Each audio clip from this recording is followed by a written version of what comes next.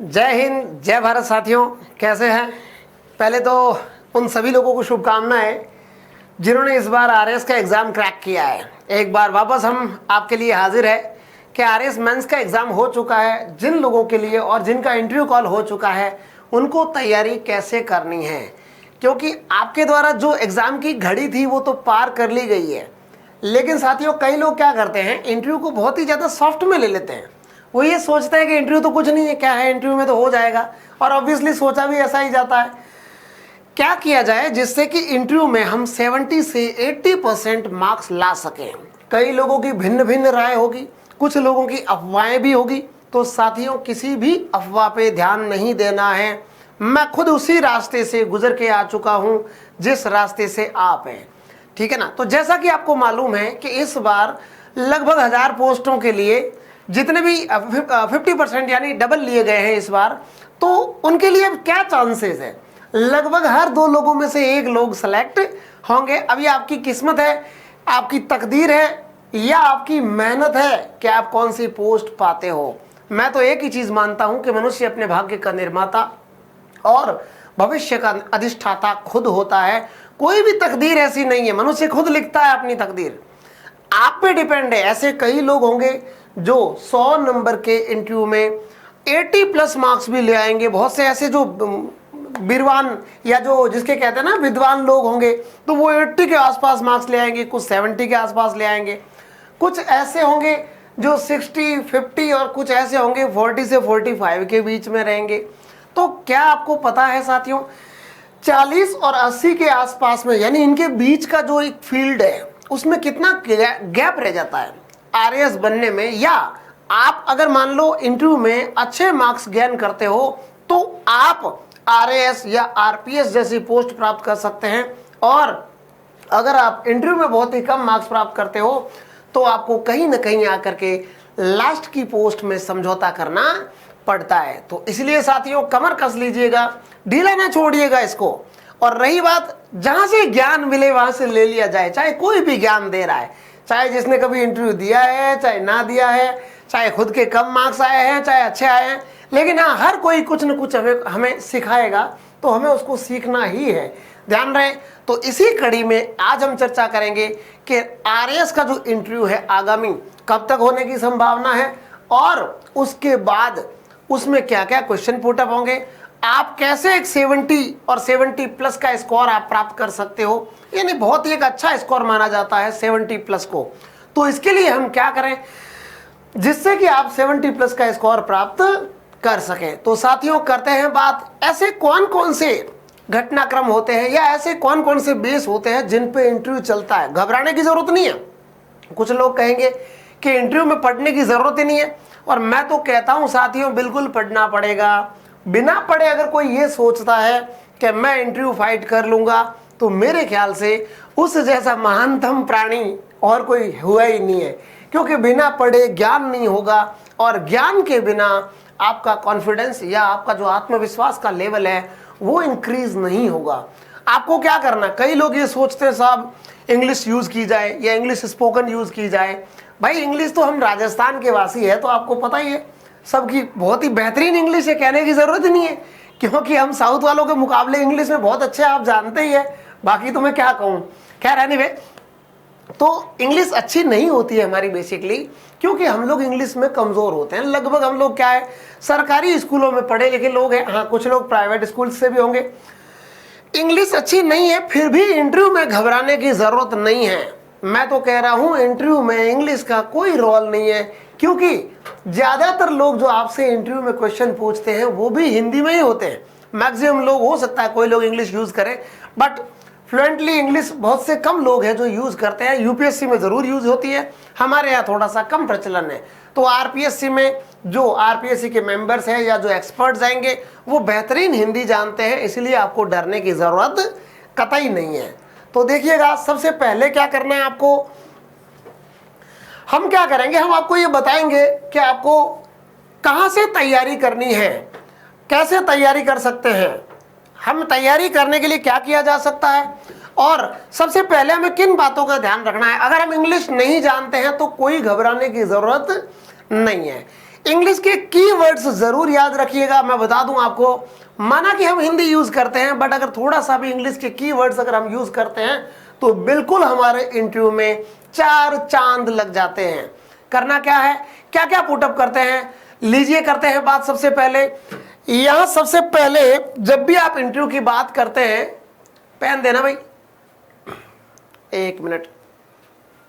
जब भी हम इंटरव्यू की बात करते हैं तो क्या पूछा जाता है, सबसे पहले आपका होम डिस्ट्रिक्ट क्या है, सबसे पहले आपका होम डिस्ट्रिक्ट क्या है, ये आपको सबसे पहले पता होना चाहिए। अब होम डिस्ट्रिक्ट क्या है, जिस व्यक्ति का जो होम डिस्ट्रिक्ट होगा, यानी वहां पे इंटरव्यू में आप जब भी जाओगे पहले होगा क्या, देखिएगा सबसे पहले आपको एक फॉर्म भरवाया जाएगा। उस फॉर्म में हालांकि होम डिस्ट्रिक्ट का कोई भी वर्णन नहीं होगा, लेकिन अमूमन जो व्यक्ति जहां से रिलेटेड होता है वहीं उसकी 10th होती है, 12th होती है और कॉलेज होती है। मैक्सिमम लोगों की, कुछ लोगों की चेंज भी होती है। तो जहां से आपकी होम डिस्ट्रिक्ट का मतलब यह है कि जहां से आपकी 10th है या आपकी 12th है या आपकी ग्रेजुएशन है, क्या है, ग्रेजुएशन है, इनके बारे में, इन स्थानों के बारे में आपको पता होना चाहिए। सबसे पहले तो आप जिस जिले से निवास करते हैं या जहाँ की आपकी एजुकेशन है उसकी टॉपोग्राफी पता होनी चाहिए। फिजिकली क्या क्या है वहाँ पे, भौतिक समस्याएं क्या है, राजनीतिक समस्याएं क्या है, सांस्कृतिक या आर्थिक रूप से क्या क्या प्रॉब्लम्स आ रही है, इंफ्रास्ट्रक्चर को लेकर क्या क्या प्रॉब्लम है, वहाँ पे कौन कौन से इंडस्ट्रीज है, सर्विस सेक्टर है, क्या क्या काम हो रहा है, क्या क्या नहीं हो रहा है, वहाँ की आर्ट कल्चर, कौन कौन से आर्ट कल्चर में क्या क्या थीम अपनाई जाती है, या कौन कौन सी जातियां हैं, समाज के लोग रहते हैं, इनके बारे में भी एक मोटा मोटा आइडिया होना चाहिए। आपको पूछ सकते हैं वैसे।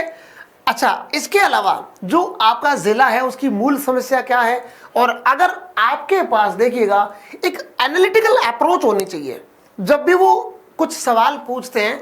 माना कि फैक्चुअल बेस पे आपका इंटरव्यू होगा, फैक्ट के आधार पर ही होगा, लेकिन एनालिटिकल एक अप्रोच यानी एनालिसिस करने की क्षमता, विश्लेषण करने की क्षमता आप में बहुत ही जरूरी है। तो सबसे पहले क्या करना है, अपना डिस्ट्रिक्ट तैयार करना है। मान लीजिए आप जयपुर से हैं, तो जयपुर की कंप्लीट हिस्ट्री यानी जयपुर की शुरुआत से लेकर के कौन कौन से वंश आए, कौन कौन सी मुख्य लड़ाइयाँ लड़ी गई, कौन कौन सी यहाँ पे इमारतें हैं, स्थापत्य कला, ललित कला, चित्रकला या और कोई प्रकार की कोई विशेषता है, विशेष रूप से वहाँ की हैंडीक्राफ्ट के बारे में कोई विशेषता है, वो क्या है, कौन कौन से राजा महाराजा हुए, फेमस लोग कौन हुए, किन लोगों के कारण आज जयपुर का अस्तित्व है, कौन कौन से युद्ध, कौन कौन सी संधियां हुई, और 1857 की क्रांति में या 1947 तक जयपुर का क्या रोल रहा। जस्ट एक एग्जाम्पल बता रहा हूँ। तो इस टाइप से क्वेश्चंस आपको पूछेंगे।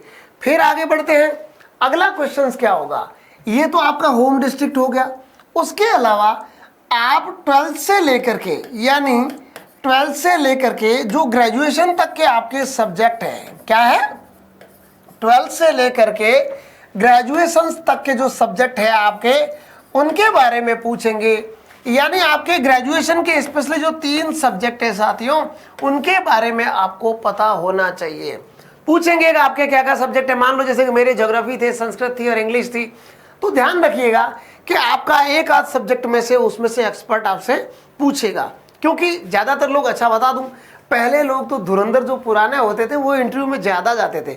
आजकल जो फ्रेशर्स है, नए वाले, वो लोग तुरंत आ जाते हैं इंटरव्यू में। अगर वो आते हैं तो क्या होता है, क्योंकि उनके पास और कोई बैकग्राउंड होता नहीं है ज़्यादातर लोगों के पास, इसलिए आपका जो एजुकेशनल बैकग्राउंड है उसमें से क्वेश्चन पुटअप करने के अलावा इंटरव्यू बोर्ड के पास कोई चारा ही नहीं रहता है। तो इसलिए वो पूछेंगे।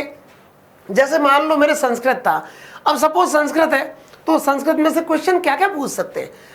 संस्कृत जो भाषा है उसके विकास के बारे में पूछ सकते हैं। बड़े बड़े जो कवि है, जैसे महाकवि जो कालिदास है या और भी कोई दूसरे वाले हैं, उनके बारे में पुटअप हो सकते हैं क्वेश्चंस, या उनके उपन्यास कौन कौन से हैं और उनकी रचनाएं कौन कौन सी है, कविताएं कौन कौन सी है, उनके बारे में पूछ सकते हैं। हिंदी लिटरेचर है तो उनके बारे में पूछ सकते हैं, और वर्तमान में उसका यूज़ कैसे किया जा सकता है, क्या आज भी संस्कृत का यूज़ किया जा सकता है, इंग्लिश का किया जा सकता है, हिंदी का किया जा सकता है, और एडमिनिस्ट्रेशन में उसका रोल क्या है, ये सारे क्वेश्चन पुटअप हो सकते हैं।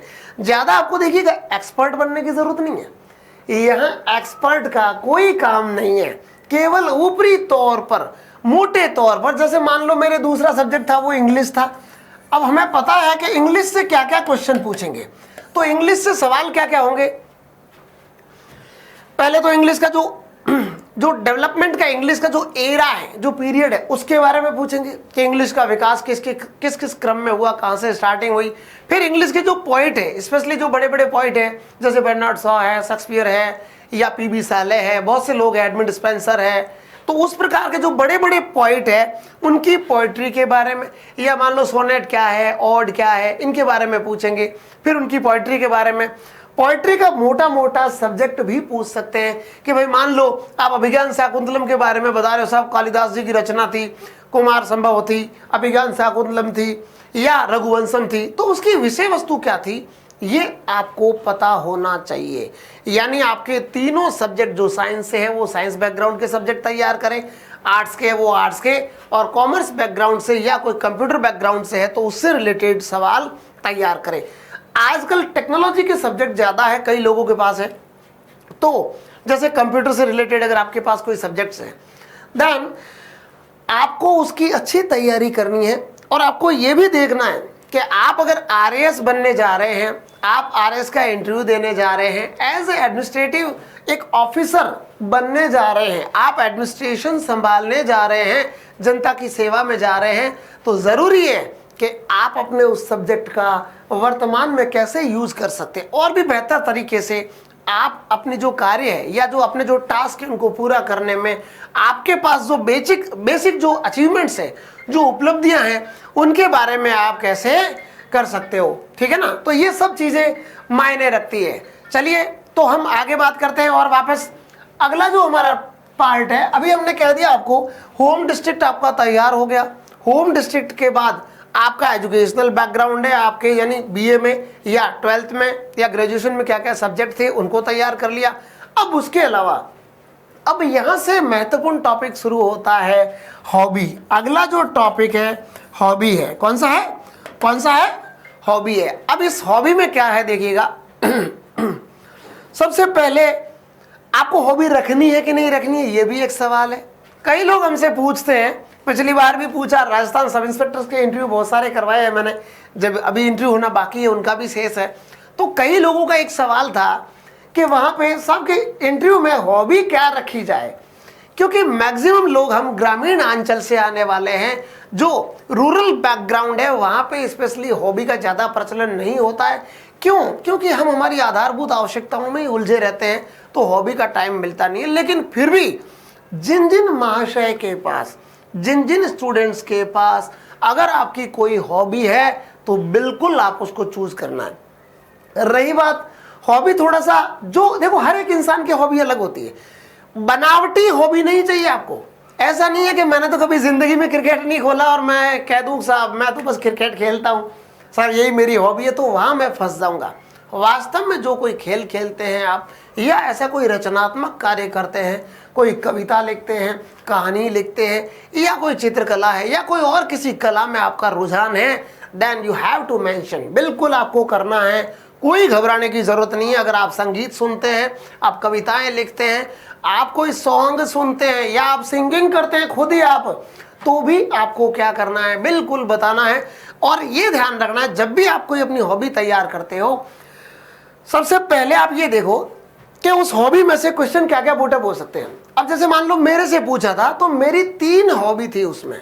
सबसे पहला काम सिंगिंग, दूसरा मोटिवेशन, तीसरा टीचिंग। 3 हॉबी रखी थी मैंने। जो 2018 का जो अभी इंटरव्यू था उसमें 3 हॉबी थी मेरे, और यू कैंट बिलीव कि तीनों ही हॉबी से मुझे क्वेश्चंस पूछे गए थे। तो आपको उनका जवाब कैसे देना है, यानी इंटरव्यू बोर्ड क्या क्या पूछ सकता है, सबसे बड़ी चीज ये है। कई बार क्या हम हॉबी तो तैयार कर लेते हैं, लेकिन हॉबी से रिलेटेड क्वेश्चंस तैयार नहीं कर पाते, और हमारा क्राइटेरिया जो हमारा दायरा है वो बहुत सीमित होता है। तब क्या होता है, हम चले जाते हैं इंटरव्यू बोर्ड के सामने। और ध्यान रखिएगा, हॉबी के मामले में कोई माफीनामा लागू नहीं होगा। क्यों? क्योंकि वो बंदे जो सामने बैठे हैं एक्सपर्ट है, वो आदरणीय लोग या सम्मानजनक लोग ये अपेक्षा करते हैं कि जिस बंदे ने हॉबी भरी है वो कम से कम उस हॉबी का हल्का फुल्का एक्सपर्ट तो हो ही। वहाँ अगर हम मान लो ढील करते हैं तो वहाँ पे हमारा काम सक्सेस होने की संभावना कम रहती है। इसलिए हॉबी को हमें ढंग से तैयार करना है। अगर आपको लगे और भी तैयार करना है, कोई प्रॉब्लम हो, तो बिल्कुल आप अपने इस बड़े भाई से या छोटे भाई से, जो भी आप समझे, आराम से पूछ सकते हैं, कोई दिक्कत नहीं है। अब रही बात, आपने हॉबी डेवलप कर दी, उसके अलावा आपका बैकग्राउंड तैयार है, एजुकेशनल बैकग्राउंड तैयार है, आपका होम डिस्ट्रिक्ट तैयार है, आपकी हॉबी तैयार हो गई।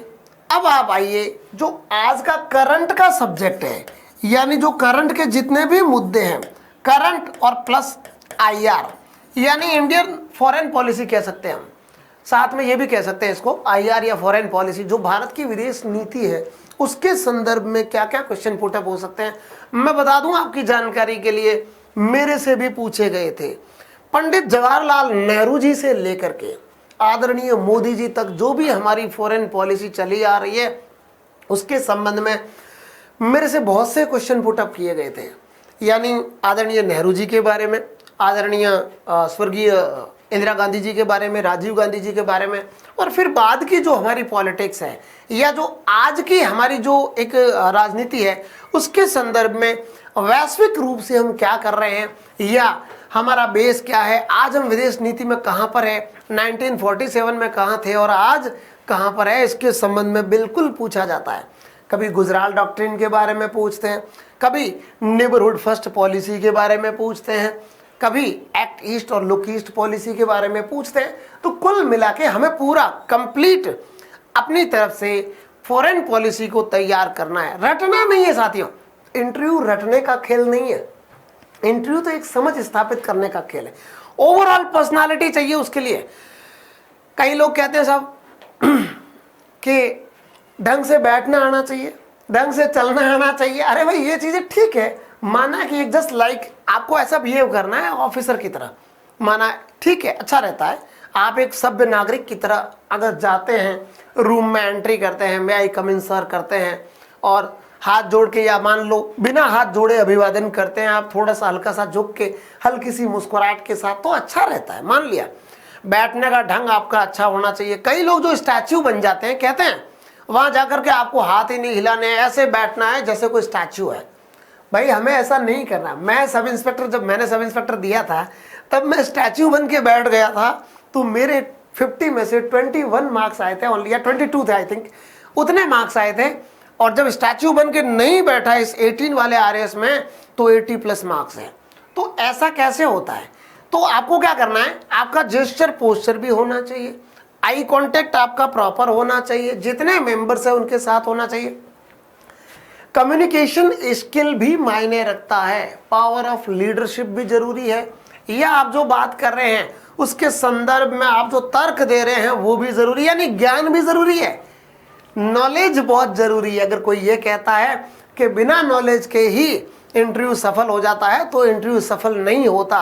बराए मेहरबानी करके आज से स्टडी स्टार्ट करें। अब क्या करना है आपको, IR और करंट तैयार करना। करंट में देखिएगा, जब आप जाते हो तो सेम डे आपको न्यूज क्या पढ़नी है, क्या क्या न्यूज है, सेम डे की न्यूज और उससे पहले की न्यूज है, सरकार ने क्या किया है, अगर कोई स्कीम्स लॉन्च की है, सेंट्रल गवर्नमेंट की है या स्टेट गवर्नमेंट की है, आपका स्टैंड क्या है।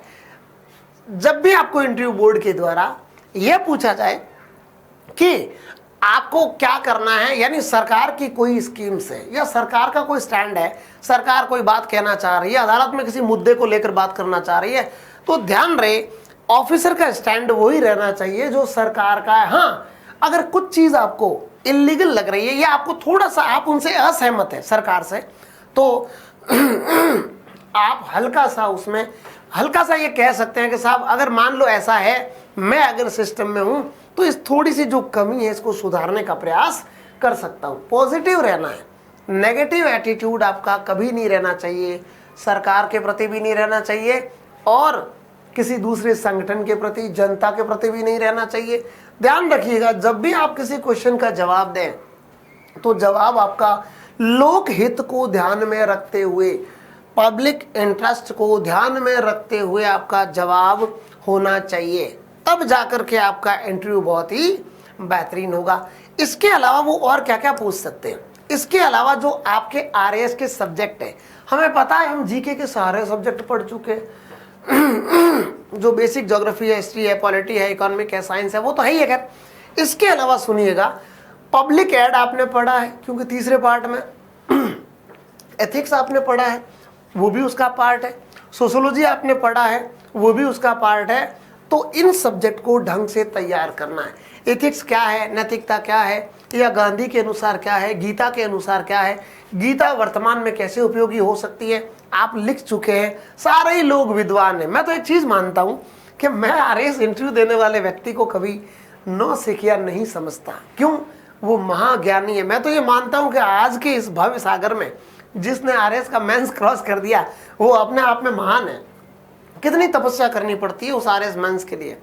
मुझे पता है मेंस ऐसे क्वालिफाई नहीं होता, मेंस के लिए दिन रात एक करने पड़ते हैं और हर उस स्टूडेंट को तपस्वी बनना पड़ता है, ब्रह्मचारी बनना पड़ता है, तपस्या करनी पड़ती है, अकेले में बैठ करके दिन में रातों में अपना पसीना बहाना पड़ता है, तब जाकर के इंटरव्यू कॉल होता है। साथियों, मैं इतना ही निवेदन करूंगा आपसे, बस एक वो जो कविता की 2 लाइनें हैं जो मोहम्मद गोरी के लिए कही थी या कवि चंद बरदाई ने कही थी कि मत चूके चौहान, है ना। तो इसलिए एक ही लाइन है कि मत चूके चौहान। जिनका इंटरव्यू कॉल हो गया है आपको अब नहीं चूकना चाहिए, और अब भी अगर कोई ढीला होके बैठा है तो फिर ये आपकी बहुत बड़ी भारी भूल है।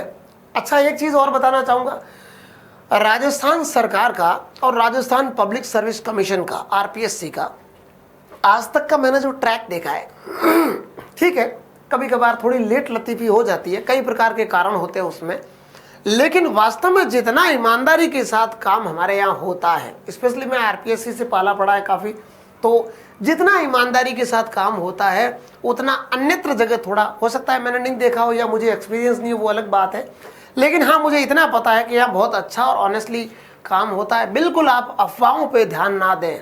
अफवाहों पे ध्यान देने वाले बस बैठे रह जाते हैं, और जो मेहनत करके आते हैं वही टॉप करते हैं। रिटर्न में भी आपने टॉप किया, आपका दिल जानता है। अगर आप उन डबल लोगों में, जितनी पोस्ट है उनसे डबल 2000 के आसपास, अगर उन लोगों में आप सेलेक्ट हुए हैं तो आपसे बेहतर कोई नहीं जानता कि आपने उसके लिए कितनी मेहनत की है, कितनी शिद्दत के साथ की है। तो इसीलिए साथियों, यहां तक भी आप गवाह है। दुनिया आपके लिए कुछ भी कहती होगी कि इसने पता नहीं क्या किया क्या नहीं किया, बट ये आपका दिल जानता है कि आपने उसके लिए कितनी बड़ी तपस्या की है। सब सुख छोड़ दिया आपने, परिवार छोड़ दिए, समाज छोड़ दिए, यार दोस्त छोड़ना पड़ता है उसके लिए, तब जाकर के एक स्टूडेंट है वो तपस्वी बन पाता है। जानते हैं, हम खुद भी इस तपस्या में शरीक हो चुके हैं। घायल की गति घायल जाने, कहता है ना कि सास भी तो कभी बहू थी। तो आज हम सास है तो पहले कभी हम भी तो बहू थे, तो हम जानते हैं, इसीलिए आपका दुख दर्द तकलीफ समझते हैं। तो देखिएगा, अगर आपको वास्तव में कोई भी प्रॉब्लम हो इंटरव्यू के रिगार्डिंग, अगर आप कुछ भी पूछना चाहते हैं, मैं आपको वादा करूंगा कि मेरी तरफ से जो भी हेल्प होगी आपको की जाएगी। बिल्कुल, आपको कैसे तैयारी करनी है, क्या करना है, क्या प्लान बनाना है, डेली के सब्जेक्ट या टॉपिक कवर कैसे करने हैं, बहुत बड़ी बात है ये। एक एक सब्जेक्ट, एक एक टॉपिक को कैसे कवर करना है, करंट के इश्यूज क्या क्या है, उनसे क्वेश्चन क्या पूछ सकते हैं। ध्यान रखिएगा, इंटरव्यू का कोई क्राइटेरिया नहीं है। अगर आपने अपना दायरा सीमित कर दिया तो फिर इंटरव्यू आपके लिए भारी पड़ सकता है। घबराने की भी जरूरत नहीं है। कॉन्फिडेंस सबसे बड़ी चीज़ है। कॉन्फिडेंस आएगा कहाँ से भाई? अगर आपने पढ़ाई नहीं की है सॉरी गला खराब है थोड़ा, अगर आपने स्टडी नहीं की है तो क्या होगा? वो जो बिना स्टडी का कॉन्फिडेंस होता है ना साथियों, वो सिर्फ 2, 4, 5 मिनट के लिए होता है। आप आंख चौड़ी करके, यानी आंख बड़ी करके बैठ जाओगे उनके सामने सीना तान के, लेकिन 2-4 बार जैसे ही रैपिड फायर होगा आपका आत्मविश्वास खत्म हो जाएगा। लेकिन अगर आपने बेहतर ढंग से तैयारी की है, प्रॉपर गाइडेंस में, प्रॉपर डायरेक्शन में आपने तैयारी की है, तो बिल्कुल आपका कॉन्फिडेंस लास्ट क्षण तक बना रहेगा। ठीक है, ज़्यादा कुछ नहीं कहूँगा। अगर आपको लगता है आपको तैयारी करनी है, तो मैं भी वैसे इंटरव्यू की तैयारी करवा रहा हूँ। अभी बच्चों को कई लोग हैं जिनके कॉल्स वगैरह आ रहे हैं, तो इंटरव्यू की तैयारी बहुत ही जल्द शुरू कर रहे हैं। तो अगर आपको भी लगता है कि हमारे सहयोग की ज़रूरत पड़ सकती है तो बिल्कुल मोस्ट वेलकम। तो साथियों, सबको एक बार वापस बेस्ट विशेष के साथ जय हिंद, जय भारत।